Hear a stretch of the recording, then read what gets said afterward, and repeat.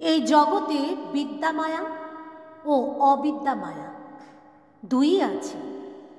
জ্ঞান ভক্তি আছে, আবার কামিনী কাঞ্চনও আছে, সতও আছে অসতও আছে, ভালো আছে মন্দও আছে। কিন্তু ব্রহ্ম নির্লিপ্ত, ভালো মন্দ জীবের পক্ষে, সৎ অসৎ জীবের পক্ষে। তার ব্রহ্মের অতি কিছু হয় না। যেমন প্রদীপের সম্মুখে কেউ বা ভাগবত পড়ছে, আর কেউ বা জাল করছে।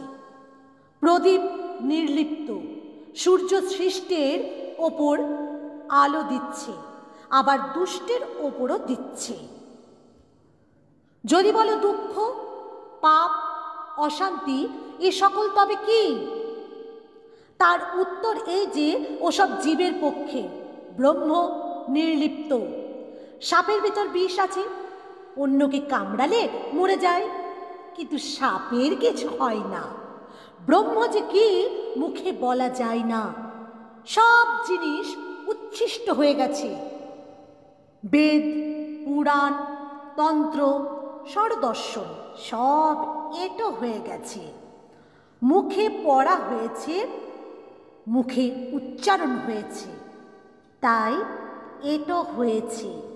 কিন্তু একটি জিনিস কেবল উচ্ছিষ্ট হয় নাই, সে জিনিসটি ব্রহ্ম। ব্রহ্ম যে কি আজ পর্যন্ত কেউ মুখে বলতে পারে নাই। শ্রী শ্রী ঠাকুর রামকৃষ্ণ পরমহংসদেব।